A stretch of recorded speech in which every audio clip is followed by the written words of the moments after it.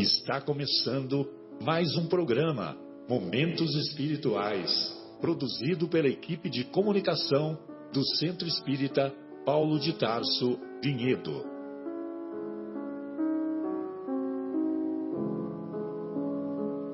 Se guardas contigo o estigma do sofrimento, indagando pela solução dos velhos problemas do ser e da dor, se percebes a nuvem que prenuncia a tormenta e o vórtice traiçoeiro das ondas em que navegas, vem conosco, estudemos a rota de nossa multimilenar romagem no tempo, para sentirmos o calor da flama de nosso próprio espírito, a palpitar, imorredouro na eternidade, e acendendo o lume da esperança, perseveremos juntos em exaltação de alegria que Deus, o Pai de infinita bondade, nos traçou a divina destinação para além das estrelas. Boa noite a todos. Estamos iniciando mais uma edição do programa Momentos Espirituais, programa produzido pelo Departamento de Comunicação do Centro Espírita Paulo de Tarso, aqui de Vinhedo, Estado de São Paulo, Brasil, e estamos ao vivo, direto do estúdio da Rádio Capela FM 105,9, cujo telefone é 3876-6846. Então fica aí o convite para os estimados ouvintes que estiverem interessados em trocar figurinhas conosco, ou seja, dar sugestões, fazer perguntas, fazer críticas, podem nos ligar a qualquer momento. Evidentemente que não temos a pretensão de demonstrarmos todo o conhecimento, mesmo porque não o temos. E também aquilo que não soubermos eventualmente responder, estudaremos e tentaremos aprender com o questionamento. Muito bem. Como fazemos semana a semana, hoje estudaremos o capítulo 7º de O Evangelho segundo o Espiritismo, capítulo intitulado Bem-aventurados os pobres de espírito, e é o mesmo capítulo que foi estudado ao longo da semana, ou melhor, que está sendo estudado ao longo da semana, desde domingo, porque de domingo a sábado, nós estudamos lá na casa espírita que frequentamos, lá no Centro Espírita Paulo de Tarso, um capítulo do Evangelho segundo o Espiritismo. Então, ao longo da semana, nas atividades de domingo, nas atividades dos demais dias da semana, nós estudamos esse capítulo. E no nosso programa, nós também seguimos essa mesma rotina. Eventualmente, adicionamos outros temas na segunda hora ou damos andamento com o estudo do mesmo capítulo. Mesmo porque o Evangelho de Jesus, é curioso isso, né? Nós temos, Jesus foi o principal homem que pisou no planeta. Ele nos deixou 7 sermões, 49 parábolas, que todos nós deveríamos saber de cor e salteado. E quanto mais nós estudamos, mais nós reconhecemos a amplitude dos ensinamentos, né? A gama de ensinamentos que é contido muitas vezes em um parágrafo. Um parágrafo. Olha só a promessa que Jesus fez. Bem-aventurados os aflitos, porque serão consolados. Bem-aventurados os pobres de espírito, porque deles é o reino dos céus. Bem-aventurados os puros de coração, porque verão a Deus. Olha as promessas que o principal homem que pisou em nosso planeta nos fez. E se são promessas que Jesus fez, é porque são promessas que podemos confiar. Impressionante. E nós sempre citamos aquela fala do Emmanuel, que o Chico conta que o Emmanuel, quando estava produzindo aquela série Vinha de Luz, a série Fonte Viva, que são aquelas obras Vinha de Luz, Caminho, Verdade e Vida, Pão Nosso, o próprio Fonte Viva, e tem mais um, né? São 4, são esses 4. Caminho, Verdade e Vida, Fonte Viva, Pão Nosso e o Vinha de Luz. Então, quando estava sendo produzido essa série, e essa série é baseada, o Chico tirava um versículo, tanto do Evangelho, tanto do Novo Testamento, quanto do Antigo Testamento, e o Emmanuel faz um comentário. Então tem comentários belíssimos, tanto do Evangelho, dos 4 evangelistas, das anotações dos 4 evangelistas, como das cartas de Paulo, as cartas de Pedro, as cartas de João. Do Antigo Testamento são poucos os trechos, mas tem alguns trechos que são estudados. E então quando o Emmanuel estava ditando, através da psicografia do Chico, essa obra, ou esse conjunto de obras, ele ia no mundo espiritual, ele, Emmanuel, e o Chico certamente também, né? Em desdobramento, certamente ele também ia. Mas o Emmanuel ia a esferas espirituais mais elevadas, e nessas esferas espirituais mais elevadas, estudava-se o Evangelho de Jesus. Olha só que coisa. Estudava-se o Sermão do Monte, por exemplo. E aí o Emmanuel conta que quando ele voltava para a realidade dele, que era em esferas menos elevadas, ele se sentia como se fosse um crocodilo. Entendeu? Ou seja, quando ele estudava lá com os benfeitores espirituais das esferas mais elevadas, ele se considerava um crocodilo. Dá para ter uma ideia? Se considerava, imagina, né? Se ele, Emmanuel, né, se considerava... Você vê, é o tema que nós vamos falar hoje, que é a humildade, né? Exatamente. Ele, além de toda a sabedoria, era humilde. Não, e se você pega a obra, toda a obra Fonte Viva, né, Marcos, João, Guilherme, que nem cumprimentei ainda, né, nem falei boa noite, né, que falta de educação. E eu já entrei aqui, né, Marcelo? Não, mas tá certo, é assim que tem que ser. E então, se você pegar lá a obra da série, as obras da série Fonte Viva, então tem lá um minúsculo versículo.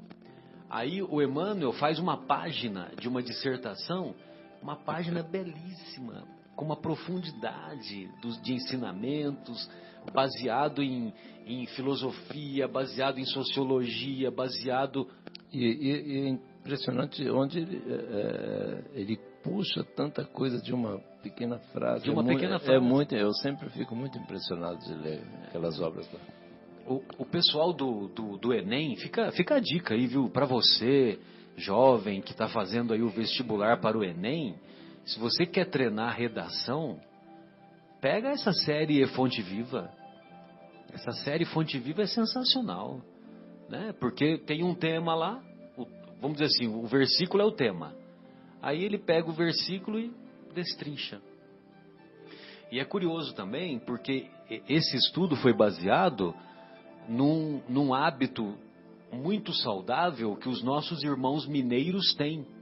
E não é só os nossos irmãos mineiros espíritas, os nossos irmãos de Minas Gerais, os nossos irmãos católicos e os nossos irmãos protestantes, que eles têm o hábito de fazer o estudo da Bíblia, que eles chamam de miudinho, o estudo do miudinho, ou seja, tanto na Igreja Católica quanto os nossos irmãos do protestantismo,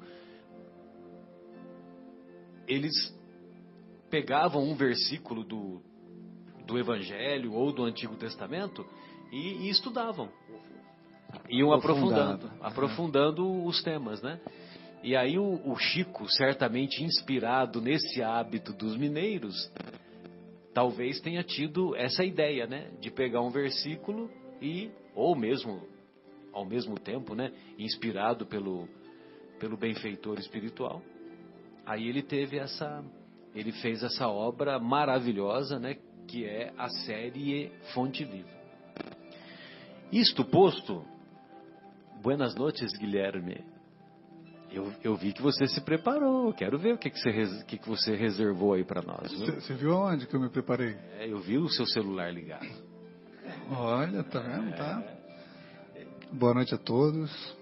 Mais uma vez um prazer estar aqui. Vamos lá, me preparei, vamos ver. Vamos ver o que eu trouxe.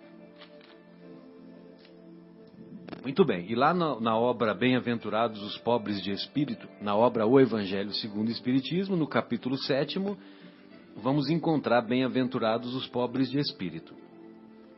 E esse trecho nós vamos encontrar também lá, antes dos comentários do Kardec. Os comentários do Kardec são baseados no capítulo 5 das anotações do evangelista Mateus, capítulo 5, versículo 3. O capítulo 5, todos sabemos, os capítulos 5, 6 e 7 compõem o Sermão do Monte, ou o Sermão da Montanha. Gozado, será que aquela música do Roberto Carlos não é baseado no A Montanha? Será que ele não se inspirou? Ele não se inspirou o Sermão da Montanha, né? Porque eu me lembro que quando eu frequentava os bancos da Igreja Católica lá da minha cidade, lá nós não falávamos o Sermão do Monte, né? O Sermão do Monte é um hábito mais espírita, né? E os católicos, pelo menos lá, é o Sermão da Montanha, né? E é possível que aquela música A Montanha talvez tenha sido inspirada, né, pelo Roberto Carlos, inspirada com esse objetivo, né? Muito bem, então lá no Sermão do Monte, ou Sermão da Montanha, Jesus assim se expressa: bem-aventurados os pobres de espírito, porque deles é o reino dos céus. E o que é preciso, e como que devemos entender, o que devemos entender por pobres de espírito? Aí então vem o comentário. Aí vem o comentário, então, do nosso querido Kardec. O Kardec diz assim: a incredulidade se divertiu com esta máxima, bem-aventurados os pobres de espírito, como com outras coisas sem a compreender. Por pobres de espírito, Jesus não entende os homens desprovidos de inteligência, mas os humildes. Ele disse que o reino dos céus é deles, os humildes, e não dos orgulhosos. Olha só que capacidade que o nosso querido Kardec, né, o mestre de Lyon, que capacidade que ele tem de pegar o sentido oculto dos ensinos de Jesus. Evidentemente que não falava dos ignorantes. Jesus não estava se expressando os ignorantes, aquelas pessoas que não tiveram oportunidade de estudar, que não tiveram oportunidade de ter uma compreensão superior. Mas ele procurou o sentido, o antônimo, né? O que é antônimo de pobres de espírito na época de Kardec? O contrário são os orgulhosos. Então, se orgulhosos é o contrário, evidentemente que humildes é para essas pessoas que Jesus faz essa promessa. Os homens de ciência e de espírito, continua o nosso Kardec, segundo o mundo, têm geralmente tão alta consideração de si mesmos e de sua superioridade, que olham as coisas divinas como indignas de sua atenção. seus olhares concentrados sobre sua pessoa, não podem se elevar até Deus. Essa tendência a se crer acima de tudo não os leva, senão, muito frequentemente, a negar o que, estando-lhes acima, poderia rebaixá-los, e a negar mesmo a divindade. Ou, se consentem em admiti-la, em admitir a divindade, contestam-lhe um dos seus mais belos atributos, sua ação providencial sobre as coisas deste mundo, convencidos de que só eles bastam para bem governá-lo. Tomando sua inteligência por medida da inteligência universal e se julgando aptos a tudo compreender, não podem crer na possibilidade daquilo que não compreendem. Quando pronunciaram seu julgamento, têm-no por inapelável. Então, é muito comum isso, né? Os homens de ciência, eles se considerarem um nível de inteligência muito acima, então eles se consideram muito acima das pessoas, consideradas das pessoas comuns. E isso é um grande equívoco, né? Porque nós vamos encontrar lá na visão psicológica que o orgulhoso, como que ele pensa? O orgulhoso, ele pensa assim, não me importa a sua opinião, eu sou melhor que você. Então, o que você acha de mim, para mim, não tem valor nenhum. Então, se eu sou melhor que você, eu não sou obrigado a conversar com você, não sou obrigado a ouvir a sua opinião, por mais coerente que ela seja, por mais capacitada que ela seja. E é muito comum a gente observar isso nas universidades, né? No mundo catedrático, né? Nas cátedras, né? No mundo vamos dizer assim, os homens de ciência propriamente ditos, né? Pois não, Marcos? Não, é verdade, Marcelo, é isso mesmo. E isso acontece não só no nível pessoal de pessoas para pessoas, mas de raça para raça também. Raças que se julgam superiores às outras, né? Aquelas desprovidas, não desprovidas de conhecimento, do conhecimento que a pessoa julga, né? Quando os europeus vieram para o Brasil, encontraram aqui os silvícolas, né? Com o conhecimento que eles tinham, a sabedoria que eles tinham sobre plantas, mas o subjulgaram, né? Também faltou essa questão também de você se sentir superior àquele que não está teoricamente no seu nível de inteligência. Acho que isso também em raças acontece, não só de pessoa para pessoa, né? Sim, e tanto é que na década de 40 nós vimos o que aconteceu, né, com esse pensamento coletivo, sim, né, exatamente, de determinados de irmãos nossos pura, equivocados considerarem-se superiores e quererem impor a primazia, né, impor a sua superioridade, que eles consideravam superioridade, sobre os outros povos. Sim, né? Isso é um orgulho exacerbado, né? Exatamente. Muito grande. Bom, e aí o Kardec continua fazendo um comentário que eu acho que é muito propício, né? Então ele diz assim: se esses homens de ciência, esses homens orgulhosos, se eles se recusam a admitir o mundo invisível e um poder extra-humano, não é, entretanto, porque isso esteja acima de sua capacidade, mas porque seu orgulho se revolta com a ideia de uma coisa acima da qual não podem se colocar e que os faria descer de seu pedestal. Por isso, eles não têm senão sorrisos de desdém por tudo o que não é do mundo visível e tangível. Eles se atribuem muito de espírito e de ciência para crerem nessas coisas, segundo eles, boas para as pessoas simples, tendo aqueles que as levam a sério por pobres de espírito. E veja você a grandeza de Deus Pai, né? Deus Pai, Deus Amor. que na sua magnânima capacidade de nos amar, Ele permite e nos considera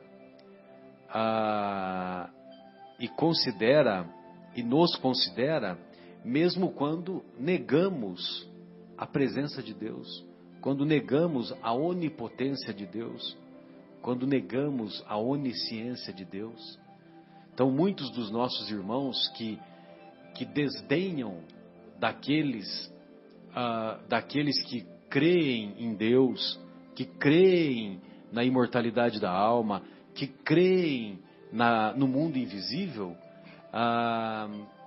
essas mesmas pessoas, Deus não lhes vira as costas.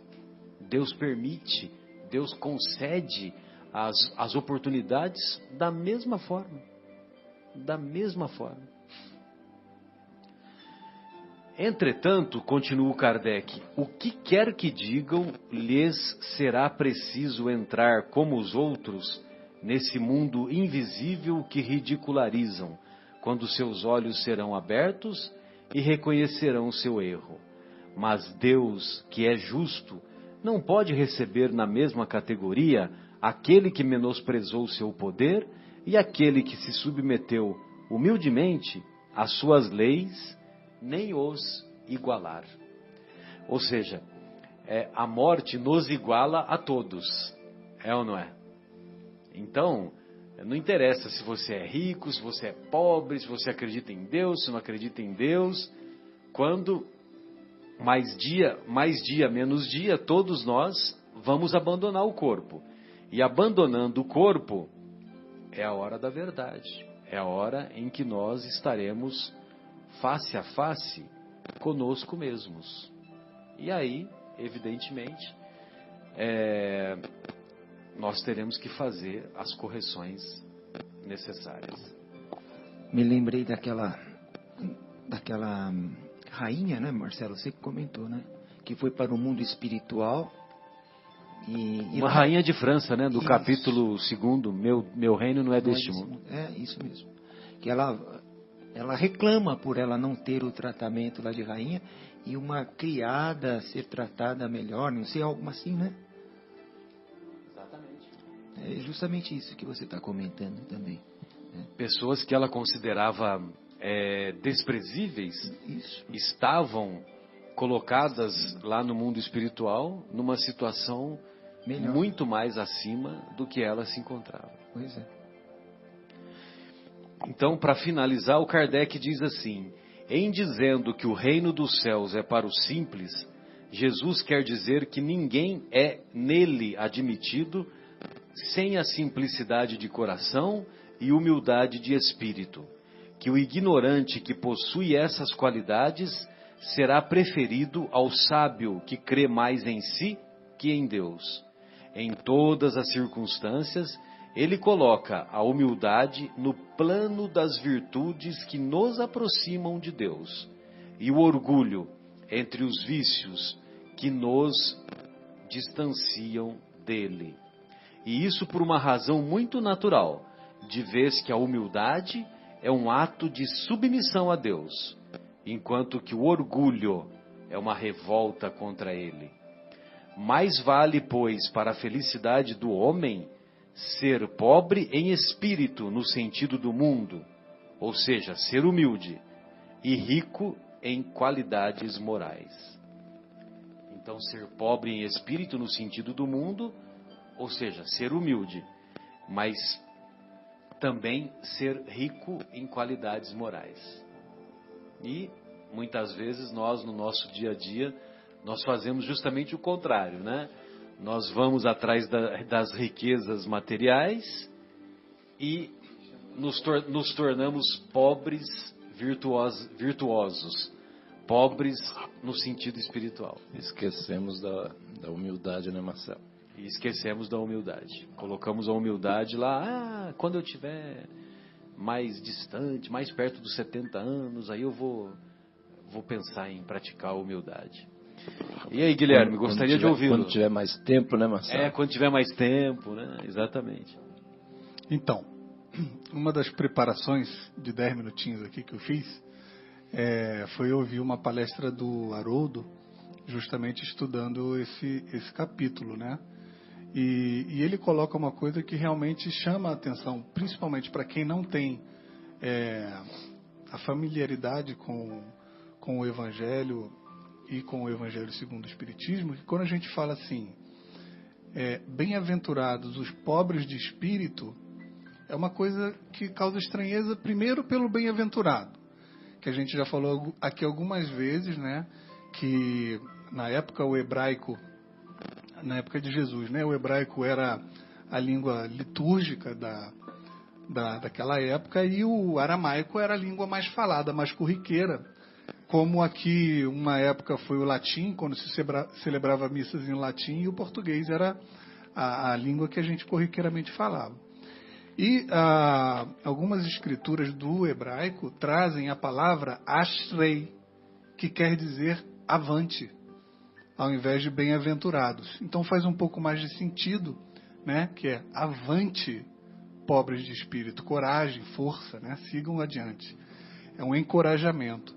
E a segunda é com o pobre de espírito, porque tem muita gente que a gente olha e fala assim, não, você é muito pobre de espírito, hein? Como uma coisa pejorativa, né, como uma coisa negativa, né? E também aqui, né, na questão de traduções, o Haroldo vai no aramaico e inclusive no Antigo Testamento dizer que as traduções levam para as palavras de hoje no português aquele que se curva, aquele que está sofrendo, né? Então pobre de espírito nesse sentido, né, que a gente já até falou aqui.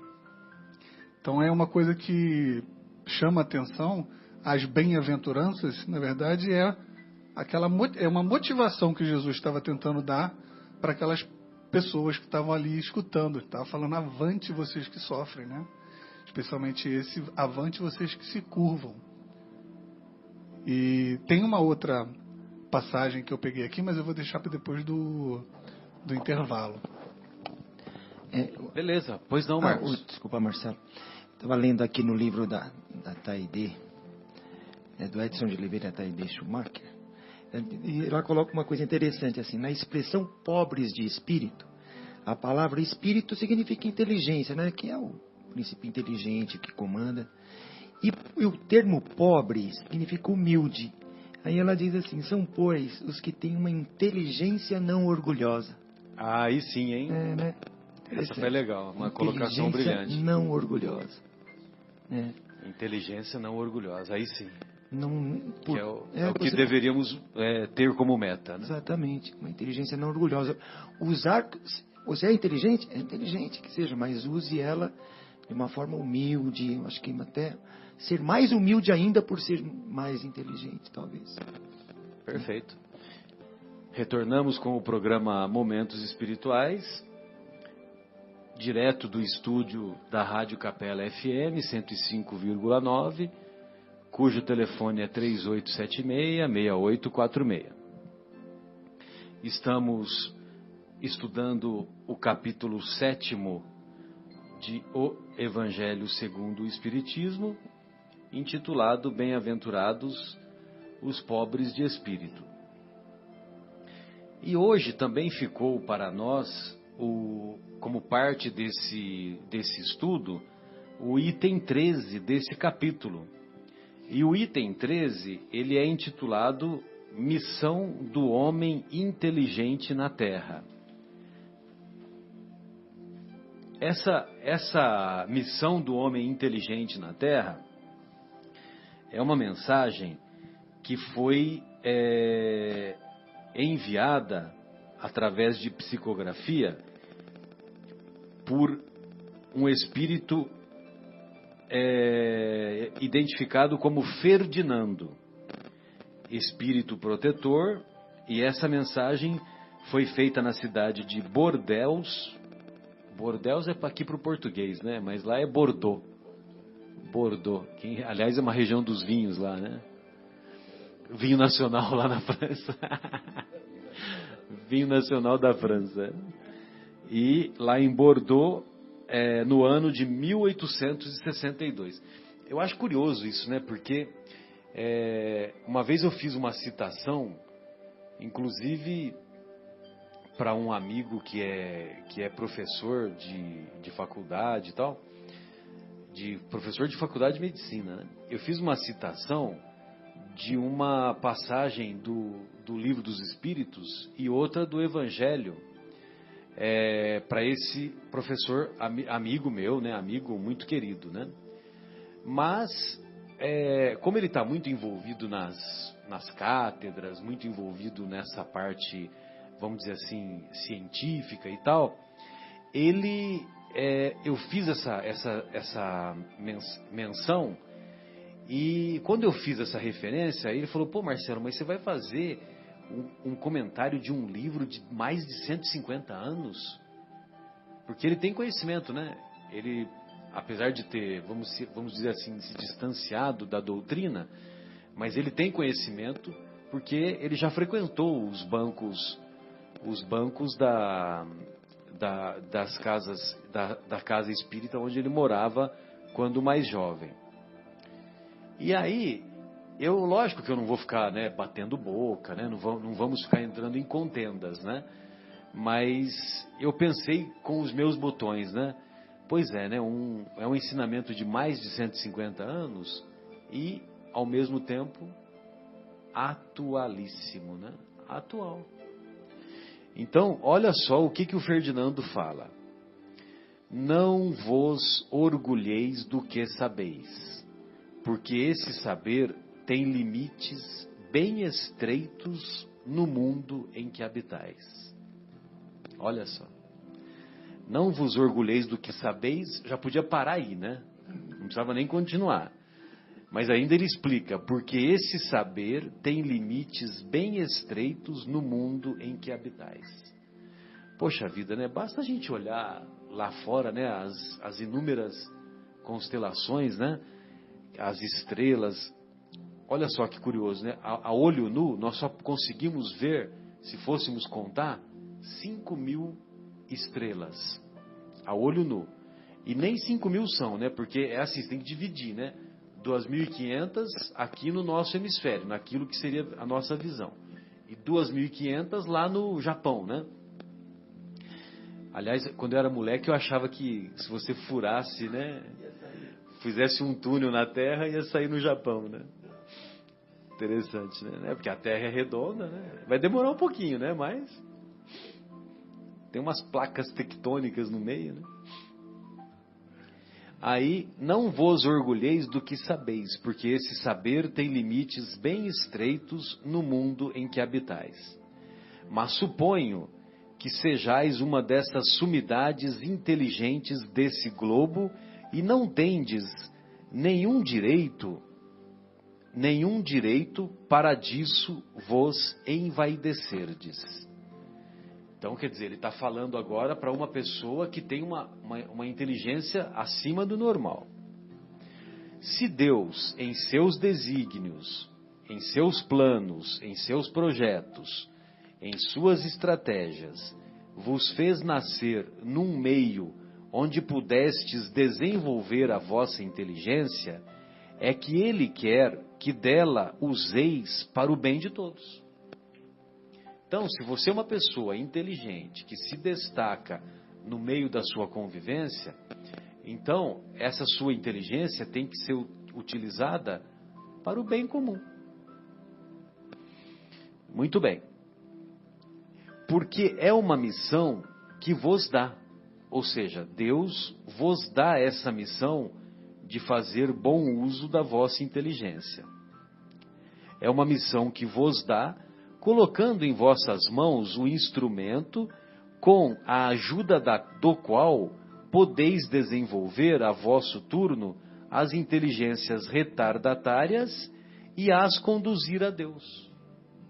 Olha só que missão bonita, né, do homem inteligente, que tem a inteligência não orgulhosa, né, Marcos? Então, a missão dele é estender mãos generosas para aqueles que estão numa função, numa situação mais atrasada. A natureza do instrumento não indica o uso que dele se deve fazer?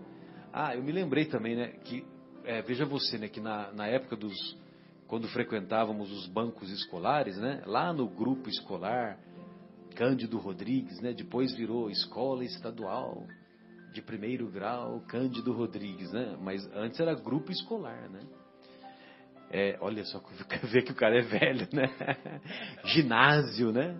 Quando fala que era ginásio. Tinha que fazer admissão, né? Não tinha prova de admissão, quando terminava a oitava, aquilo que é hoje a oitava série, nono ano agora, né? Agora é nono ano. Então, quando tinha aqueles alunos que repetiam de ano, então nós falávamos que ele era repetente, né? O fulano é repetente. E nós falávamos até assim meio com desdém, né? Com menosprezo. Veja você, né? Naquela época já tinha o bullying, né? Preconceito mesmo. Pois é. E naquela época já tinha bullying. Mas curiosamente, o bullying, as pessoas que eram repetentes e tal, né? Elas enfrentavam assim, numa boa, né? Tinha os gordinhos, tinha aqueles com acne, né? Aquela acne lá que deixava um monte de cratera no rosto e tal, né? E todo mundo convivia numa boa, tal, né? Fazia uma brincadeira ou outra, mas também levava numa boa, né? Hoje, meu Deus do céu, né? Qualquer coisinha já vai reclamar lá, né? Pra diretoria. Motivo de um processo. Pois é. Tem até uma propaganda, não sei se vocês já ouviram, que uma mãe chega lá para a diretora e fala assim para a diretora: olha, esta é a 5ª vez que meu filho vem para a diretoria. Você já viu essa propaganda, Guilherme? Esta é a 5ª vez que o meu filho vem para a diretoria. O nome disso é perseguição, né? Ou seja, a mãe, ela tá brava com a diretora porque é a 5ª vez que o filho é chamado na diretoria, a mãe é chamada e ela não admite a possibilidade do filho estar aprontando. Ela acha que a diretora está perseguindo. Olha só que coisa, né? E era exatamente, lá atrás, era exatamente a última coisa que os pais iam pensar, né? Que tinha algum tipo de perseguição, né? A última coisa que os nossos pais iam pensar. Bem Que lembrado, João. A primeira coisa que ia falar assim: o que foi que você fez, moleque? Não é por aí? Exatamente. Bem lembrado. Bom, é lógico que a gente está fazendo esses comentários por causa da missão, né? Muito bem. A natureza do instrumento não indica o uso que dele se deve fazer? A enxada que o jardineiro coloca entre as mãos de seu operário não lhe mostra que ele deve cavar?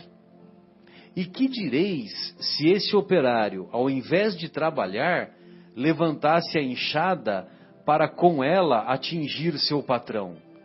Diríeis que é horrível e que ele merece ser expulso. Pois bem, não ocorre o mesmo com aquele que se serve de sua inteligência para destruir a ideia de Deus e da providência entre seus irmãos?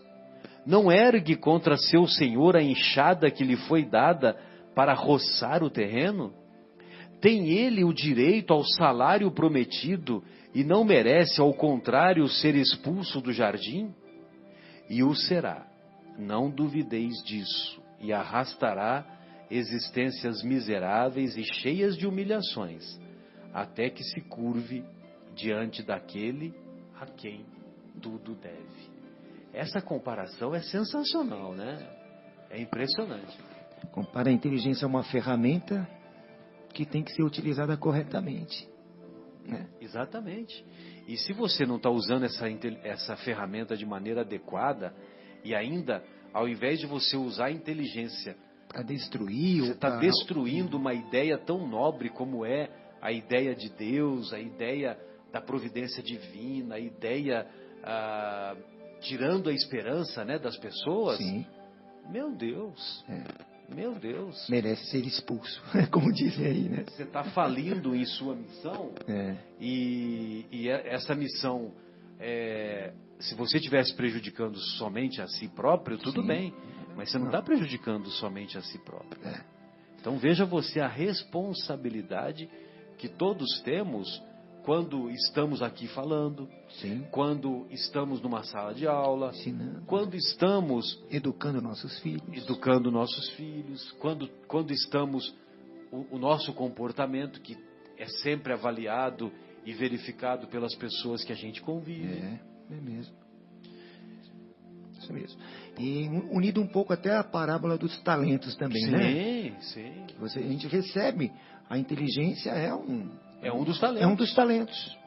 É um dos talentos que a gente não está sabendo usar. Não está sabendo usar. A inteligência é rica de méritos para o futuro, mas com a condição de ser bem empregada.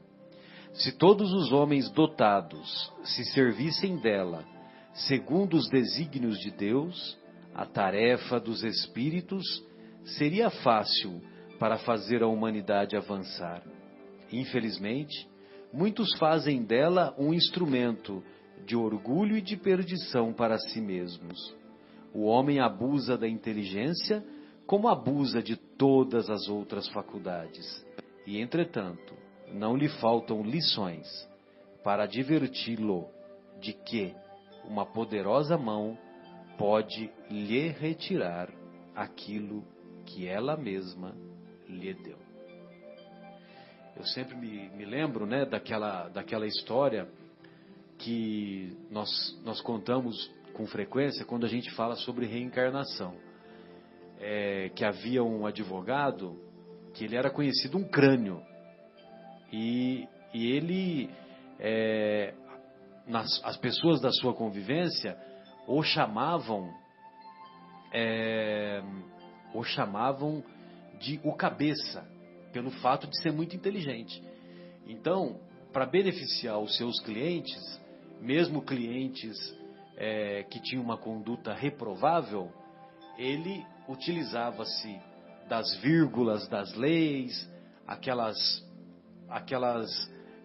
questões que facultavam uma dupla interpretação, facultavam um parecer que pudesse ser favorável ao seu cliente, mesmo sendo injusto, e ele acabou ganhando notoriedade no seu meio. Só que, evidentemente, que esse comportamento beneficiou muitas pessoas que deveriam estar na cadeia, deveriam ter sido presas. E essa inteligência que era admirada, ele desencarnou.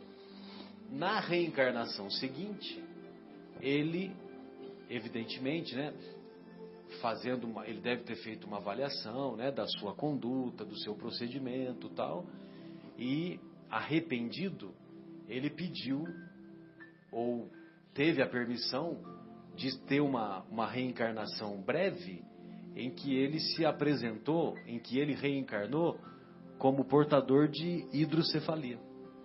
Ou seja, ele era a cabeça mesmo, né? Hidrocefalia significa aumento de líquido no cérebro. Tem várias causas, né? E uma das causas é que o líquor, o caminho da produção do líquor é obstruída. E esse líquor, ele fica numa quantidade muito aumentada, o cérebro, os neurônios se atrofiam e ele muitas vezes fica praticamente como um deficiente mental. Se não é tratado, né? Muitas vezes dá para tratar e a pessoa pode ter uma vida mais próxima do normal, às vezes com sequela, ou com mais sequelas ou menos sequelas. Então não é nem a não utilização da inteligência, né? No caso é a utilização errada, né?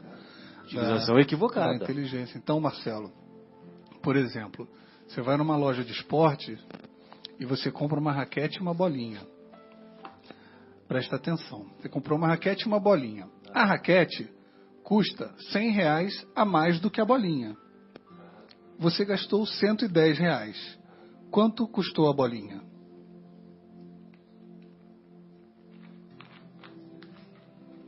Fala no microfone. R$10, né? Uhum. E todo mundo que está ouvindo deve ter dado a mesma resposta. Uhum. E não é. A raquete custou R$100 a mais do que a bolinha. e você gastou 110. A bolinha custou 5. A raquete custou R$100 a mais, 105. E você gastou 110. Entendeu? Não entendi. Por que os R$5? Explica. A raquete custou R$100 a mais do que a bolinha. Aham. E no total você gastou 110. Aham. Quanto custou a bolinha? 5. A raquete 105. No total 110. Sim. Né? O nosso cérebro tem uns bugs dentro dele. Esse é um deles. Para qualquer pessoa que você perguntar, vai errar. Pode perguntar para um matemático. Né? E tem uma área do marketing, principalmente do marketing para grandes massas, que trabalha exatamente em cima desses gaps que o cérebro humano tem. Então, quando tem esses marqueteiros de político, quando tem essas campanhas de cigarro, sim, essas campanhas de bebida, isso tudo é um estudo científico muito embasado para fazer as pessoas votarem no candidato, para fazer as pessoas comprarem, lembrarem do produto e por aí vai.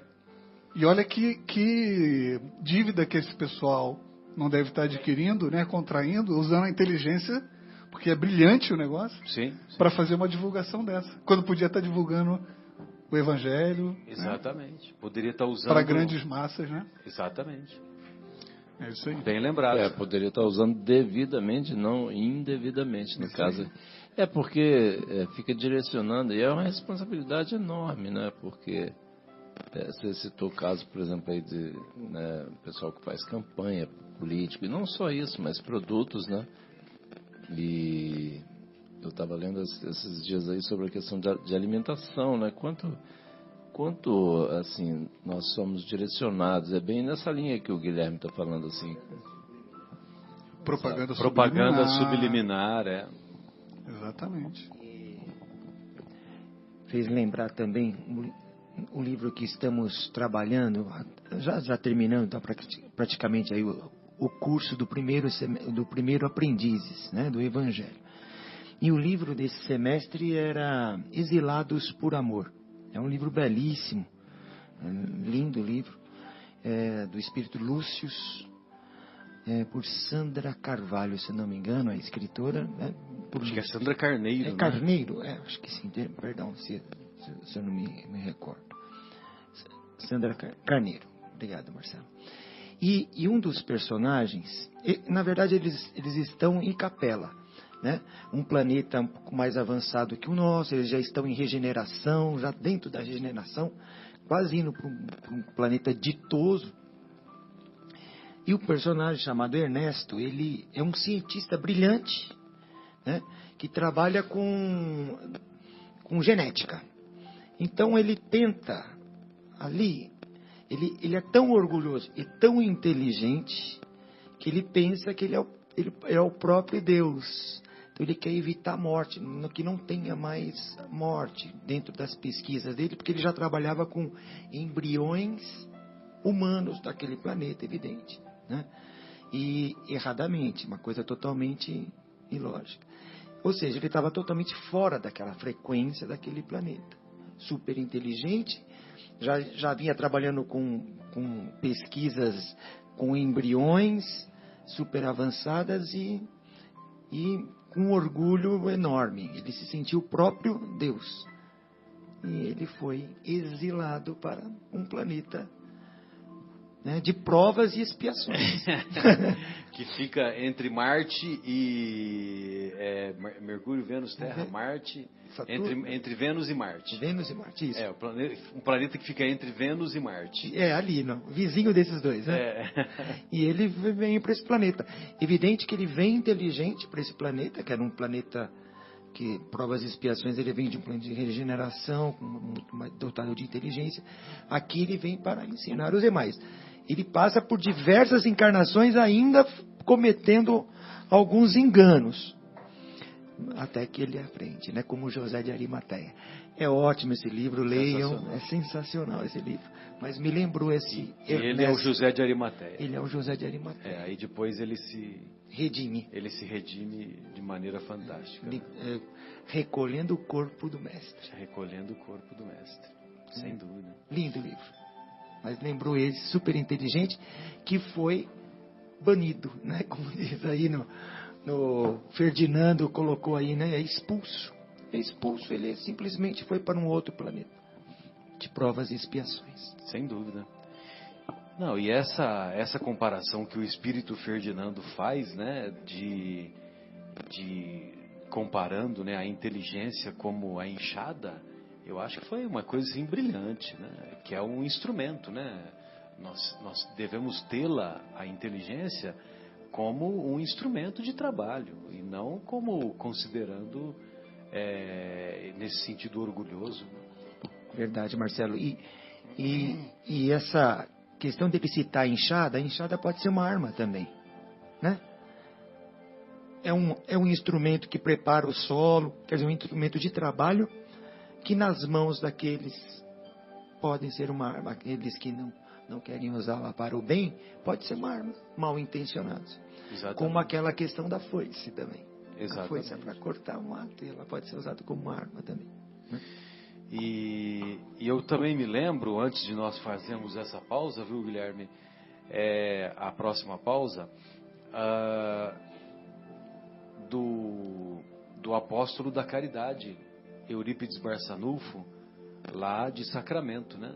Que, veja você, né? Ele, uma pessoa que morava de altíssima inteligência, que morava numa cidade obscura do interior do Brasil, né, que é no início do século, no final do século XIX, e ele viveu de 1880 a 1918, morreu na gripe espanhola, morreu com 38 anos, mas era portador de uma inteligência invulgar. Aí ele teve uma conversa, ele era professor e ele era muito católico e ele secretariava o padre lá da cidade. E numa das ocasiões o padre deu a Bíblia para ele ler. E ele começou a ler a Bíblia e se encantou, sobretudo com os ensinos de Jesus. Aí quando chega lá nas bem-aventuranças, ele tinha dificuldade de entender as promessas de Jesus, porque faltava para ele o conceito da imortalidade da alma, faltava para ele o conceito da reencarnação. Então ele tinha essa dificuldade, mas essa dificuldade ele tinha lá no íntimo dele. Bom, aí o que acontece? Um tio dele, espírita, o visita, e o visitava com frequência, e eles discutiam sobre o tema da religião. Só que o tio respeitava, tal, né, e não ficava forçando a barra. Quando eles começavam a entrar em discussões teológicas mais acaloradas. Aí o tio pegou e falou: olha, vamos fazer o seguinte, ao invés da gente discutir numa dessas conversas, né, numa dessas vezes em que o tio o visitou, eu vou deixar esse livro para você e você lê. E ele deixou o livro, eu até já falei aqui, né? Ele deixou o livro depois da morte. Esse livro, até hoje eu não passei da página 50. Entendeu? Até hoje eu não passei da página 50. Ele pegou o livro, já contei essa história, né, Guilherme? Ele pegou o livro, Guilherme, e começou a ler no final da tarde, né? Quando o tio foi embora, final da tarde, começo da noite. Ele leu a madrugada inteira e não foi dormir. Ele terminou de ler o livro na madrugada. Praticamente não dormiu. No domingo, isso era um sábado, no domingo ia ter uma reunião mediúnica lá na fazenda, comandada por esse tio, na fazenda próxima lá de Sacramento. Inclusive que nós conhecemos o lugar quando nós fomos lá, sabe? É muito legal isso. Mas já faz mais de 10 anos, né? Faz uns 12 anos aproximadamente. Aí, quando ele chega lá na reunião mediúnica, ele reconhece alguns médiums. E ele pede em pensamento para que o apóstolo João Evangelista, se manifestasse no médium fulano de tal, que eu não lembro o nome agora, no médium fulano de tal, para que o médium, para que o João Evangelista Espírito, através desse médium, explicasse o Sermão do Monte. Começou a reunião mediúnica. E esse médium era simples, era um esse trabalhador da roça, analfabeto. Ele sabia que esse médium, ele conhecia todo mundo, cidade pequena, ele sabia que esse médium era analfabeto. Aí começou a reunião mediúnica e esse pedido ele fez em pensamento. Entendeu? Por isso que essa é a prova intelectual da imortalidade da alma, sabe, Guilherme? Porque você pode ir numa reunião mediúnica, você não precisa falar pro coordenador, eu quero isso, eu quero aquilo. Não precisa falar nada. Você vai lá, você faz uma oração sincera, faz uma prece sincera, em que só você sabe, tenho certeza que vai se manifestar aquilo que você solicitar, desde que esteja num cabedal aí de bom senso, né? De sensatez, né? Lógico. Muito bem. Aí, sabe o que aconteceu? O João Evangelista manifestou-se naquele médium que ele tinha pedido e fez a mais bela explicação sobre o Sermão do Monte. Ele saiu daquela reunião espírita. E ele, corajosamente, foi lá não é fundação, no grupo dos vicentinos lá da Igreja Católica que ele participava, né? Retirou as coisas lá que ele secretariava o padre e disse abertamente que ele era espírita e que ele não mais frequentaria as atividades da Igreja Católica. E tornou-se, né, o professor, criou a escola espírita Allan Kardec, né, que é a primeira escola que se tem notícia, né, da humanidade espírita, é essa daí. E fez um trabalho brilhante, né, e tinha uma mediunidade absurda, né, tem vários registros, né. Imagina, Marcelo, naquela época, né, no início do século XIX. Não, né? é no final do século XIX. Ele nasceu em 1880. 1880. Isso acontece por volta de 1901, 1902. Início do século Já era o início do século XX. Ser espírita naquela época Nossa, devia ser terrível. Imagina. Ainda mais numa cidade tradicional, interior de São Paulo, né, como Sacramento. E o Eurípides, ele já era muito conhecido e muito respeitado. Sim. E aí tem um outro detalhe que aconteceu, que como teve uma repercussão muito grande, o fato do Eurípides tornar-se espírita, o padre, sentindo-se culpado por ter dado a Bíblia pro Eurípides ler, ele se mata. Nossa. Ele se suicida. Tá na biografia lá dele. Nossa. Isso daí. Inclusive tem no YouTube tem um filme, Eurípides Barçanufo. Daqui a pouco eu vou dar uma procuradinha aqui, eu acho. O filme que conta a história dele, né? E é sensacional. E é sensacional não o suicídio, né? Lamentavelmente.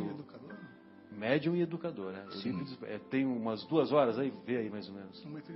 1h39. Médico e educador.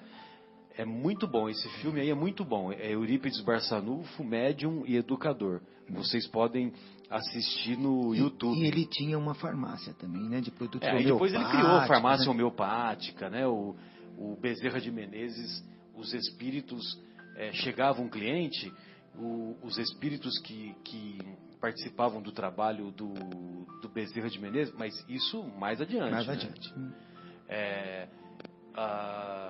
Então, os espíritos, eles deixavam tombar o pote, sei lá eu, né? Do remédio homeopático que era para aquele cliente. Nossa. Entendeu? A princípio era assim que funcionava. Olha só. E aí, então, mas o curioso que eu queria dizer, só para encerrar e para podermos fazer a pausa musical, é que naquela época, e até os anos 60 do século XX, né, 60, mesmo 70, não era todo mundo que podia ler a Bíblia. Entendeu? Os nossos irmãos da Igreja Católica, né, os padres, eles restringiam muito a leitura da Bíblia, né? Não era todo mundo. E isso é que acabou criando essa dificuldade, porque aí o padre se sentiu culpado, porque o Eurípides acabou tendo uma outra compreensão. Muito bom. E o legado que ele deixou para nós com esse uso da inteligência para a humanidade, seja lá onde a vertente que ele estava seguindo, né? No caso era o espiritismo, mas ele deixou um legado muito grande de coisas boas numa vida muito curta, né? O Eurípides é impressionante. Pois não, Guilherme, vamos então a ela? Vamos fazer a pausa. Eu queria só, antes da pausa, convidar os ouvintes que a gente estava falando do mau uso, né, da inteligência nesse sentido, e eu lembrei de um personagem que mudou completamente a maneira de se consumir na face da Terra, que ele era o sobrinho de Freud. O nome dele é Edward Bernays, Edward E-D-W-A-R-D, e o sobrenome é B-E-R-N-A-Y-S. E ele é conhecido como o pai do consumismo, que ele influenciou a forma como nos relacionamos com o consumo nos dias de hoje. Ele viveu de 1891 até 1995. Foi um pioneiro no campo das relações públicas e da propaganda, citado pela revista Times como um dos 100 americanos mais influentes do século XX. A forma de trabalho de Bernays se baseava no princípio de que as sociedades se comportam como manadas. As pessoas são irracionais, suas decisões e ações são manipuladas facilmente. Então a porta larga é por onde vai a manada, né? Então a gente que consegue refletir e ver alguma coisa no sentido de que algo está errado e podemos utilizar essa percepção para ajudar e não em nosso benefício ou para atrapalhar, né? É a responsabilidade que a gente tem. E o outro trechinho que eu tinha separado, que eu vou deixar para ler depois dessa pausa, que é sobre Levi, eu não achei nenhuma música sobre Levi, mas achei de um outro cobrador de impostos aqui. Vamos ouvir então, Continho e Vanessa, a música Zaqueu. Fábio, se você está ouvindo, sei que você gosta, então fica para Aí sim, hein, Fábio? Um abraço. Retornamos com o programa Momentos Espirituais, hoje na agradável companhia do nosso querido João, do nosso querido Marcos Melo e do nosso Guilherme. E com saudades do nosso querido José Irmão, do nosso querido Fábio, do nosso Marcos Silveira e tantos outros colaboradores que, vez por outra, apresentam-se conosco, participando ativamente desses estudos. Estamos estudando o capítulo 7º de O Evangelho segundo o Espiritismo, no capítulo intitulado Bem-aventurados os pobres de espírito. E agora há pouco nós falávamos sobre a missão do homem inteligente na Terra, e eu gostaria de pedir para o nosso querido João, para ele ler a mensagem 96, João, da obra que nós tanto apreciamos, Vivendo o Evangelho, psicografada pelo Espírito André Luiz. A lição 96, ela se encontra na página 180 da nossa edição aí. Por favor, João. Obrigado, Marcelo, pelo convite. Realmente essa lição é muito linda. Chama-se Sinal de Inteligência. O André Luiz diz assim: as academias do mundo estão repletas de expoentes da inteligência. E aí ele exemplifica, né, para a gente passear com ele aqui pelos exemplos. Vamos passear sobre a academia, né? Pela academia. Exatamente. Pelas academias. Pelas academias, Teorizam sobre a gênese da vida. Expõem a intimidade das moléculas. Pesquisam os detalhes do átomo. Auscultam a pulsação do universo. É impressionante como o André Luiz ele consegue buscar em tudo quanto é lugar, né? Impressionante. E até com poesia, né? Porque com aos poesia, cultos, né? não, e sempre com um verbo diferente. É muito, muito lindo. Formulam equações matemáticas, interpretam a história dos povos, analisam a intimidade de galáxias, como você estava dizendo aí no início, né, Marcelo? Analisam a intimidade de galáxias, impulsionam as bases da tecnologia, elaboram sistemas filosóficos, revolucionam conceitos da literatura, engrandecem o exercício das artes, sintetizam substâncias importantes.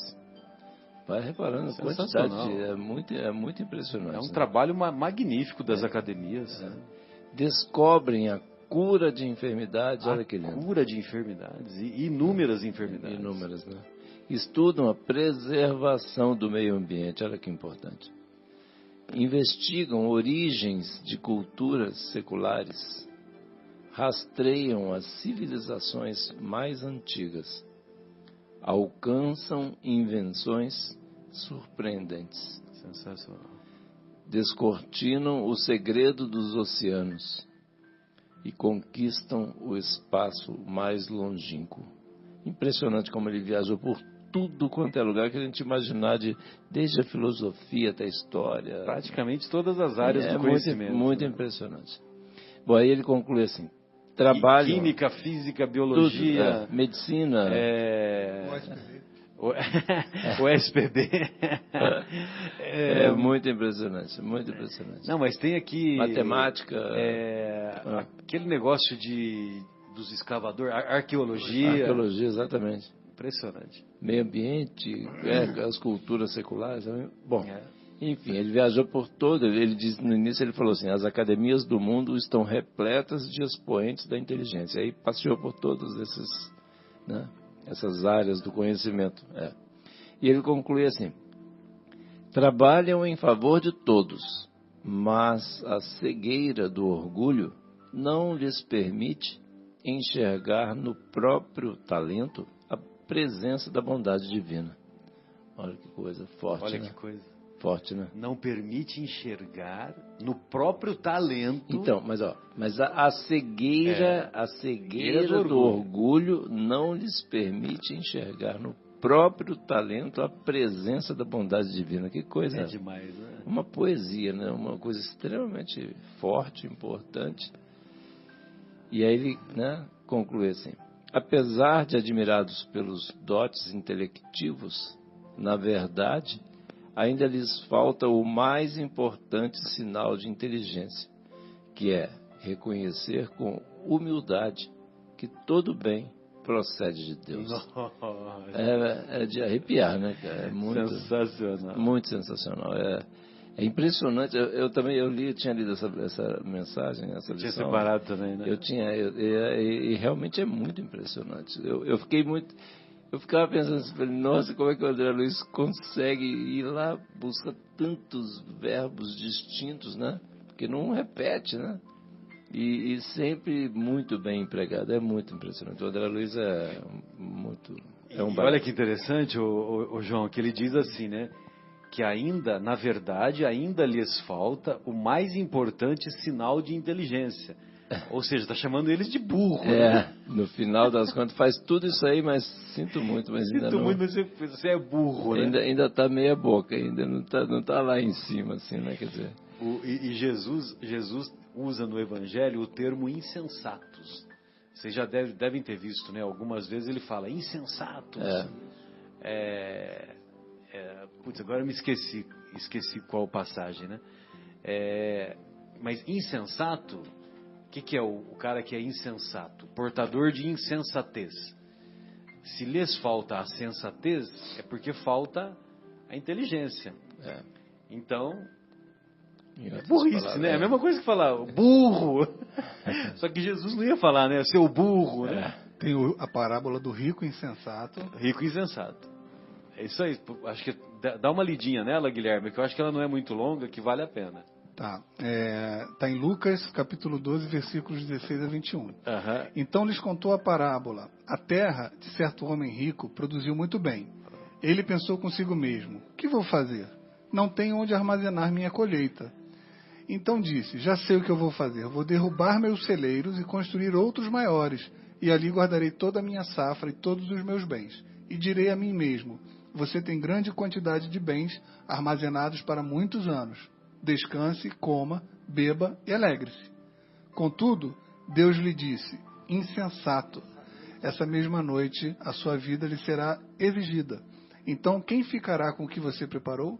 Assim acontece com quem guarda para si riquezas, mas não é rico para com Deus. Exatamente. Nossa, obrigado, né? Muito Insensato. Burro! Né, A tradução seria essa. veio bem de encontro, né? Porque não faz nenhum sentido mesmo, né? Exatamente. Você ia fazer algum outro comentário antes do relativo ao texto ainda? Não, né? Pois não. O comentário que eu ia fazer é que a gente vê essas passagens de André Luiz e lê um livro ditado por André Luiz. Sim.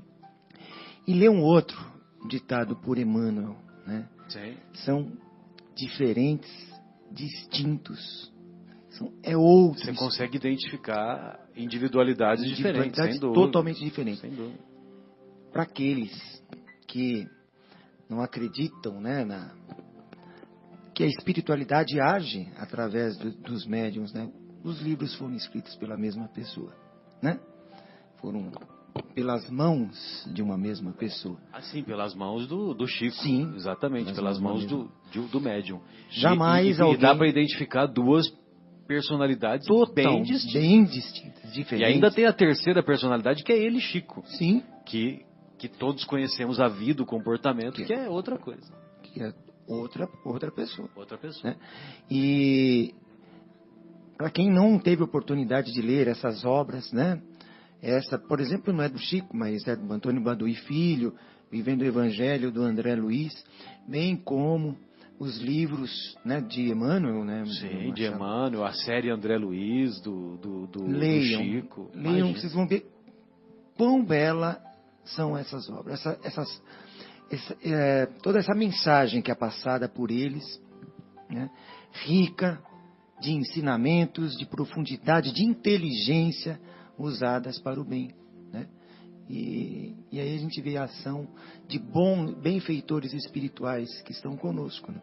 E curiosamente, você está me lembrando agora uma passagem, uma análise, melhor dizendo, que nós vamos encontrar uma mensagem belíssima que o Brasil dá para a humanidade, né? O Brasil, né, tão criticado, tão desdenhado, tão menosprezado, porque vários países fizeram eleições no final do século passado e no começo desse século, eleições das pessoas que seriam consideradas o maior francês de todos os tempos, o maior inglês de todos os tempos, o maior, e assim por diante, né? Em vários países foram feitas essas escolhas, essas eleições, e por votação.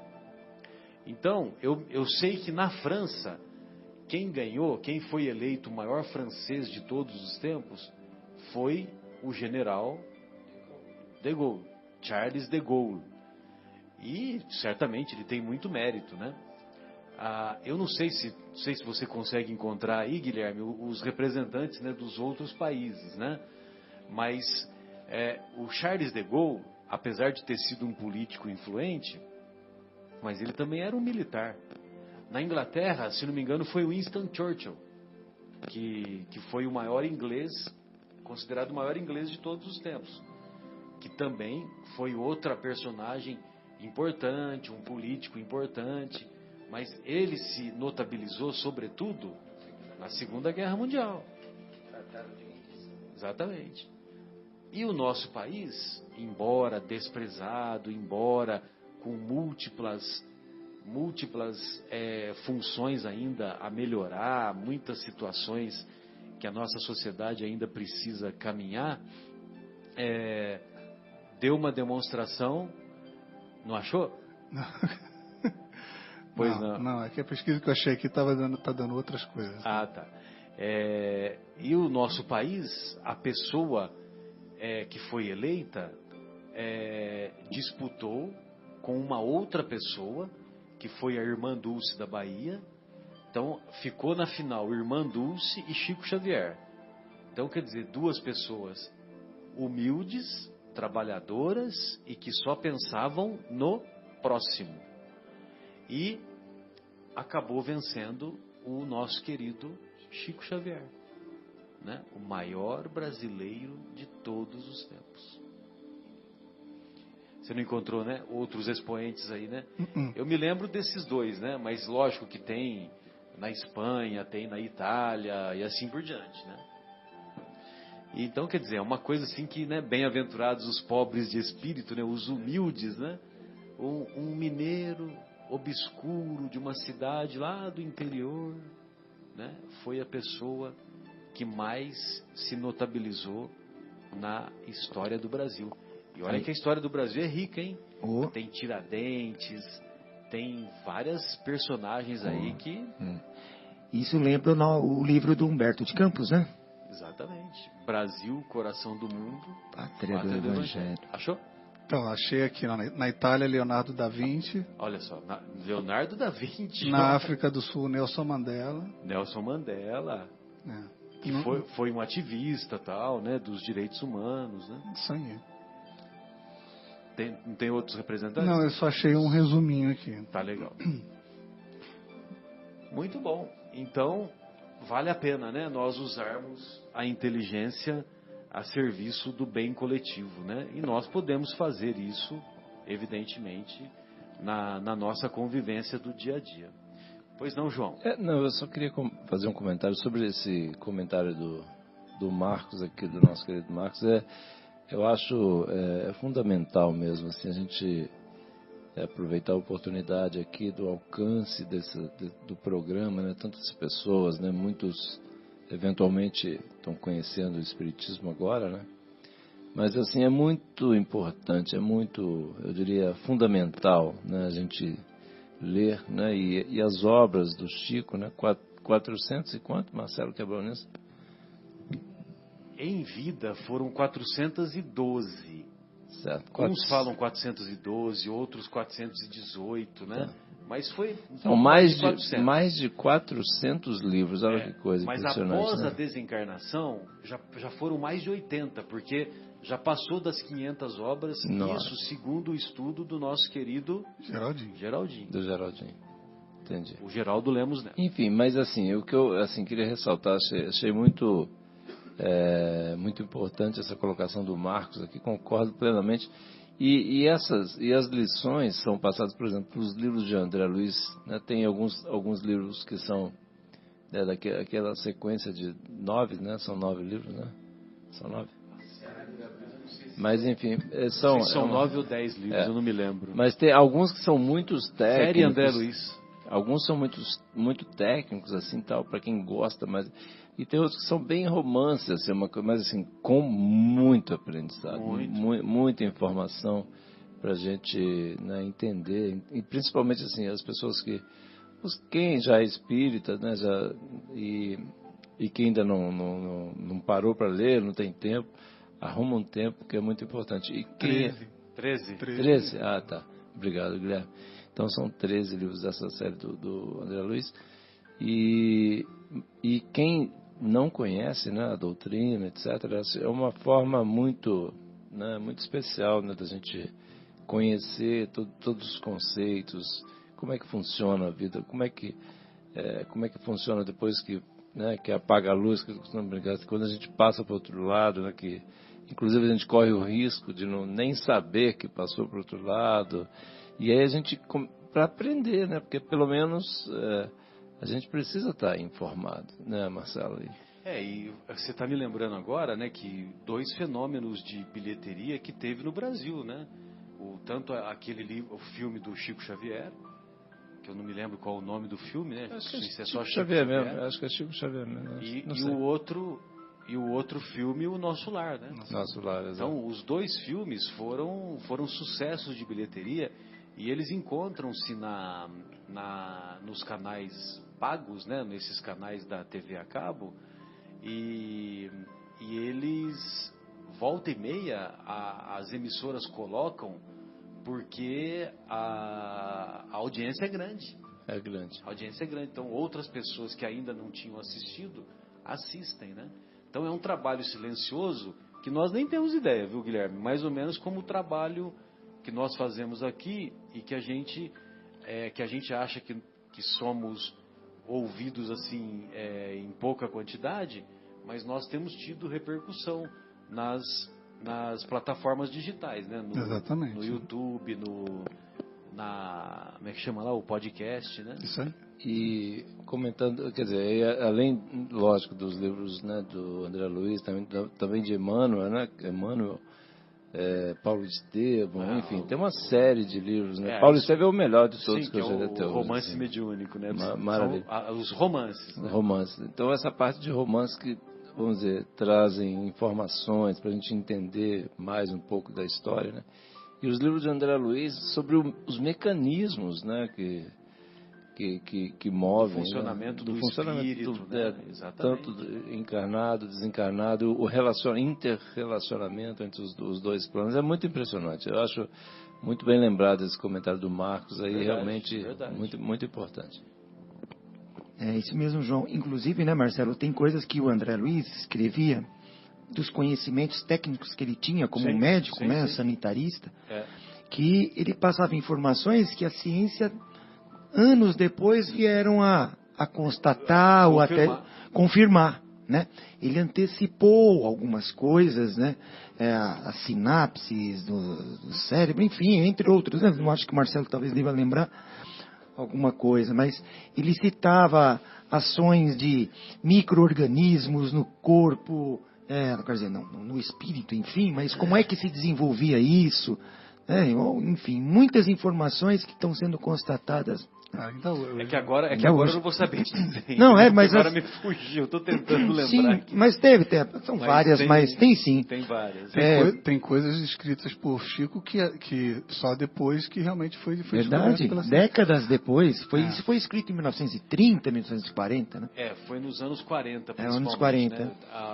Mas ele escreveu algumas obras ainda nos anos 50 e mesmo nos anos 60, quando ele fez, inclusive, parceria com aquele outro médium, Valdo Vieira. É isso mesmo. E André Luiz é um exemplo espetacular do que a gente está falando, né? Ele, enquanto encarnado, embora tivesse conhecimento, fez mau uso desse conhecimento, onde ele prejudicou majoritariamente ele mesmo, né? Mas a gente sempre tem os efeitos da família e tudo mais, o que fez com que ele passasse 8 anos no umbral. E ele, do mundo espiritual, utilizando esse mesmo conhecimento que tinha, colocou a serviço da gente, e a gente está aqui comentando das obras dele. E a coragem dele se desnudar do ego dele e mostrar, né, a coragem dele de mostrar eu não sei se eu teria essa coragem, as falhas, né? De mostrar as escolhas equivocadas dele. Exatamente. Então, eu me lembro de um dos livros, ele fala das reuniões, né, que tinham antes de encarnar, para definir o mapa. Ele estava exatamente trabalhando no mapa genético. Missionários, né? da Luz. No Missionários da Luz. Então, exatamente. E aí, que exatamente isso ainda não estava nem todo esse conhecimento que já, né, vamos dizer, hoje em dia já é público, né? Mas lá naquela época, lá atrás, que ainda não tinha nenhuma informação sobre isso aí, ele já estava através do livro, né? O André Luiz nos explicando, né, que como é essa questão da genética, né? É tudo feito, planejado, projetado lá antes de começar a encarnar. Dá uma mão de obra danada para encarnar, né, Marcelo? Sem dúvida, né? E não só porque você faz o planejamento com a ajuda dos benfeitores espirituais, como também você tem que ter todo um preparo psicológico para se encher de coragem, se encher de bom ânimo, para procurar executar pelo menos 10% do que planejou, né? Não, e uma coisa também interessante é o seguinte, quer dizer, que a gente acaba, antes de ter todo esse conhecimento, vamos dizer, de ler, né, essas obras do André Luiz, o quão complexo tem que arrumar uma mãe, convencer a mãe, convencer o pai, porque muitas vezes, né, existem diferenças, né, ou diferenças entre quem está vindo aí, vamos dizer, o filho e a mãe, ou entre o filho e o pai, né? Ou entre os irmãos, quer dizer, e aí a gente começa a entender todo esse mecanismo e como é complexo e o quanto é importante a gente aproveitar essa oportunidade. Quando a gente está encarnado aqui, né, às vezes a gente deixa passar uma oportunidade de nos reaproximarmos, né, de alguém com quem a gente tem alguma diferença. O momento que a gente está aqui encarnado é exatamente para a gente aproveitar. E deu muito trabalho para poder reunir todo esse pessoal, né? E a gente com a oportunidade na mão. E o que eu acho interessante, assim, quando a gente discute, estuda, lê esses livros, lê no sentido de estudar mesmo. Sim, aprofundar. Né? Aprofundado, né? E aí a gente vê isso, e para a gente começar a dar mais importância, peso, né? Para essa oportunidade, né, que a gente tem, né, Marcelo? É nesse sentido que eu falei contigo, porque, né, Marcos, é muito, realmente é uma oportunidade, e se de repente a gente não aproveita, chega de volta lá do outro lado lá, né, e vamos passar um carão lá, como diz o outro, com o chefe lá, né? Não é verdade, Marcos?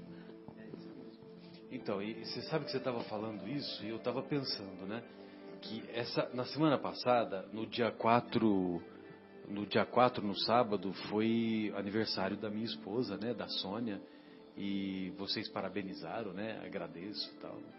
E então para nós foi um final de semana muito especial.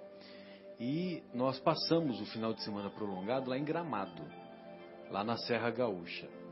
E eu tinha conhecido a Serra Gaúcha em 1994.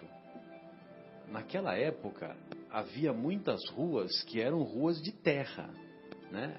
É só a região central lá que era mais bonitinha, mais encantadora, onde tinha o Palácio do Cinema, né? Quando tem o Festival de Cinema, aquela coisa toda. E mesmo assim foi um passeio muito legal, tal. E agora, eu não sei se vocês foram para Gramado recentemente, alguém de vocês? Olha, é um passeio belíssimo, né? E é como se você estivesse na Europa, entendeu? Você não vê uma sujeira na rua, só lojas bonitas, comércio bonito. Tem uma rua lá que é chamada Rua Coberta. Enfim, é um belíssimo passeio. Um dos passeios, a gente vai até Bento Gonçalves e assiste um teatro, mas não é um teatro que você fica sentado e o palco na frente. Você entra por vários cenários. E é um teatro que conta a epopeia italiana. Então, uma família resolveu contar a história da bisavó, né? Do bisavô e da bisavó. Então é o seu Lázaro e a dona Rosa. E você imagina, né? Eles estavam lá na Itália, né? 1870, 1860 e tal, enfrentando uma dificuldade lascada, né? Foi um período que teve guerras lá na Europa, essa coisa toda. E eles praticamente estavam passando fome. E começou a ter aquelas imigrações, né? E uma parte foi para os Estados Unidos, outra parte veio para o Brasil, outra parte para a Argentina e assim por diante, Uruguai e tal. E aí você imagina, né? Essa família chegou lá em Porto Alegre, só que eles não iam ficar fixados lá em Porto Alegre, eles iam para a Serra Gaúcha, para um pedaço de terra inóspito, um pedaço de terra que ninguém conhecia, né? Tinha que fazer tudo, né? Tinha que fazer tudo. Então você imagina, você vai lá com a família e tal, e vai dormir nas cavernas, vai dormir embaixo de árvore, né? Facão, não sei o que, até começar a picada construir. lá, abrindo mato. Então, mas eu estou contando tudo isso porque você imagina, tem o planejamento para reencarnar, inclusive na molécula do DNA, né? Para que o gene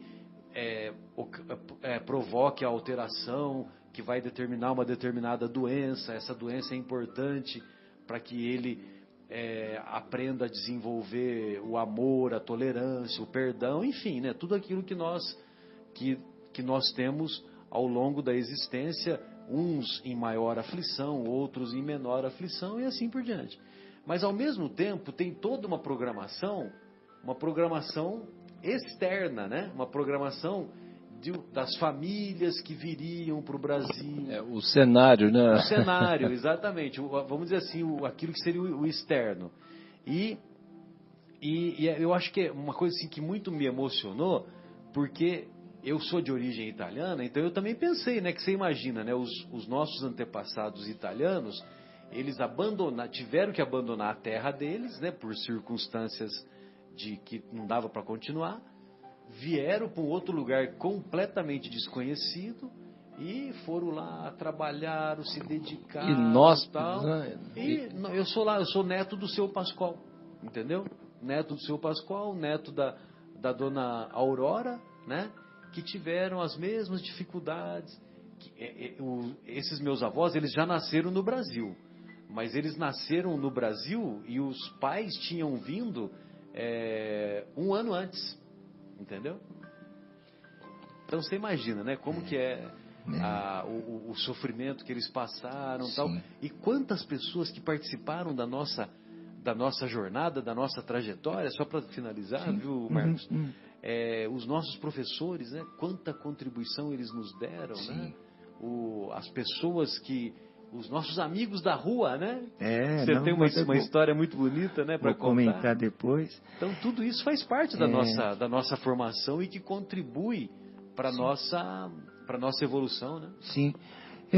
Faz lembrar o Exilados de Capela isso também. É como seria necessário essas pessoas estarem vindo para cá para tornar o mundo, esse lado do mundo melhor, né, diferente, com toda a sabedoria que eles tinham, toda a inteligência.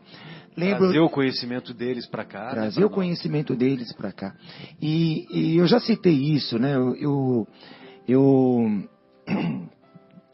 admirava muito meu avô, né? Lá em Minas, nossa, pequenininho, tinha 14 filhos, mas a sabedoria que ele tinha era muito grande. Ele sabia o momento exato de plantar, o momento exato de colher. E plantava café, plantava feijão, plantava arroz, plantava milho, cana, tudo na fazenda dele lá. E ele, claro, com a ajuda dos filhos, que os filhos trabalhavam na roça, mas ele sozinho administrava tudo aquilo. Ele sabia o momento para tudo. Ele sabia tudo, exatamente tudo. E eu achava ele o máximo. E acho ele desencarnou, graças a Deus, assim, está lá no plano espiritual hoje. Eu acho ele o máximo. Muito inteligente. Mas mais inteligente do que o mais inteligente. Além de tudo, humilde. Né? Daquele senhorzinho, pequenininho, magrinho, que soube educar os 14 filhos e lidava com tudo aquilo. Múltiplos conhecimentos e múltiplas habilidades. Humilde. Ia na igreja, enfim. Você conheceu os bisavós? Os pais dele? Não conheci. Então, essa história aí do seu Lázaro e da dona Rosa, eu achei interessante porque tem uma bisneta que fez esse programa, que fez esse teatro, né, essa epopeia italiana, como eles chamam, e também a família é uma família de mais posse e tal, e eles criaram o Passeio da Maria Fumaça. Esse Passeio da Maria Fumaça, você já ouviu falar? É um passeio que sai de Carlos Barbosa e vai para Garibaldi e depois para Bento Gonçalves. É assim, é fantástico, né? Porque é uma Maria Fumaça que anda a 20 km por hora, mas é meio proposital, porque cada vagão tem uns 4 ou 5 vagões e eles vendem o passeio, os vagões ficam lotados, né? Aí, cada vagão, durante 5 ou 10 minutos, vai lá um pessoal e apresenta a música gaúcha, entendeu? Aí então o cara canta umas 3 ou 4 músicas. Aí depois vem o cara vai lá e canta música italiana. Aí depois uma outra apresentação. Então, quer dizer, você o trajeto leva 1 hora e nessa 1 hora tem essas apresentações, né? Então, quer dizer, é muito bonito. E antes eu tinha assistido a Epopeia Italiana, que é esse teatro. Mas é um teatro que você vai andando por vários cenários, né? E eles vão contando a história do Lázaro e da Rosa. E o que eu achei interessante é que a bisneta, que é a mais ativa, aí eu te pergunto, será que ela não é a própria Rosa? Né? Porque ela trabalha assim, ativamente, né, nesse trabalho, né? Pois não, João, você ia fazer um comentário agora há pouco. Não, na realidade, que eu também, a minha família também sou descendente de italiano, ela tem lá, meu avô, minha avó, eles também já nasceram aqui por parte de mãe, né? Eles nasceram já aqui no Brasil, mas os pais deles vieram de lá também, vieram da Itália também. E é esse pessoal todo. Qual Olha, região, quanta você sabe? história, não sei. Ah, tá. Não sei, Marcelo. Os meus avós vieram do sul da Itália. Vou procurar saber. Vou procurar saber. E o Marcos, conta pra nós aí o grupo de WhatsApp aí que você vai participar então, agora. Quer dizer, já está participando, né? Eu até comentei com vocês no início do programa e coloquei no grupo, né? Falei, pô, pessoal, eu vou até citar nesse encontro que nós vamos ter. Eu morei em São Paulo durante muitos anos, passei a minha infância e início da adolescência em si, né? Numa rua humilde, num bairro humilde de São Paulo, mas foi um dos nossos momentos mais felizes, né? Eu estava comentando com meu irmão esses dias. E o pessoal se achou, assim, um foi contactando o outro, criou-se um grupo, e acho que depois de 35 anos nós vamos nos reunir, agora quarta-feira, dia 15, para matar a saudade, né? Daqueles tempos de infância naquela rua, naquele bairro, com todos os problemas que tinha enchente, tinha tudo ali, mas a gente vivia muito bem, todos. Então agora nós estamos revendo os amigos, os pais dos amigos. Tem amigo meu que já é avô, umas histórias lindas. Alguns que, né? Tem um amigo nosso que desencarnou, né? Mandar um abraço para a família, dizer que a vida segue, inclusive a dele, né? Tenham fé e que ele está no momento agora adequado, está sendo tratado, enfim. Mas muito legal isso. E o WhatsApp permite isso também, você encontrar velhos amigos. E aí foi criado esse grupo, até recomendei no grupo para que os que aguentassem assistir até a meia-noite, né, que assistissem, mas terá a gravação depois. Então mando um abraço a todos os meus amigos de infância, da adolescência, ali, Vanderlei, Durval, Elisa, Wagner, Henrique, enfim, né? Todos ali, até me desculpe os que eu não citar, não vai dar nem dar tempo, mas em breve nos encontraremos, amigos. Um grande abraço a todos. E uma boa semana, né? Vamos aproveitar. Amigo, a gente vai se até postei no grupo aquela música do Roberto Carlos. Eu me lembro com saudade o tempo que passou. Jovens tardes de domingo. Linda música. Então, aproveitar já para despedir, né, Marcelo? Sem dúvida. Um grande abraço a todos, né? Foi ótimo o programa. Um abraço aos meus entes queridos, aos meus amigos, Marcelo, João, Guilherme, Zé Irmão, o Fábio, o Marcos, enfim, a todos os ouvintes também. Uma boa semana a todos. Até a próxima sexta, se Deus quiser. Uma boa noite a todos. Foi um prazer enorme estar aqui com amigos tão queridos. E também mandar um abraço para todos os ouvintes queridos aí. Que Deus os abençoe. Mandar um abraço para a Ana Lúcia, para o Eduardo, para a Andréia. A Andréia estava falando comigo aqui no WhatsApp agora mesmo, mas já deve estar dormindo. Um beijão a todos e fiquem com Deus até a próxima semana, se Deus quiser. Um abraço a todos também, de minha parte, em especial ao nosso querido Fauzi, ao nosso querido Bruno. E tem um detalhezinho aí do nosso querido Fauzi, viu, Guilherme, amigos, que ele está nos ouvindo direto do Porto, em Portugal. Opa. E daqui a 6 meses é para lá que ele vai. É mesmo? Ele vai se mudar para lá. Ele, a minha irmã, a Luciana, a quem eu também cumprimento, e também a Maria Fernanda, minha sobrinha. Um abraço a todos, boa noite, boa semana, progresso em todos os sentidos. Aqui é o Guilherme também se despedindo. Boa noite a todos e até sexta-feira que vem. Você está na ZYU 604, Associação de Desenvolvimento Cultural e Artístico do Bairro Capela. Eu adoro buscar, levar na escola, vou nas reuniões de pais, ler junto com ele, que é uma coisa muito prazerosa para mim. Você vai revivendo coisas que você aprendeu, tenta ali corrigir também, às vezes esquece, a matemática. Depois que meu filho nasceu, eu compreendi melhor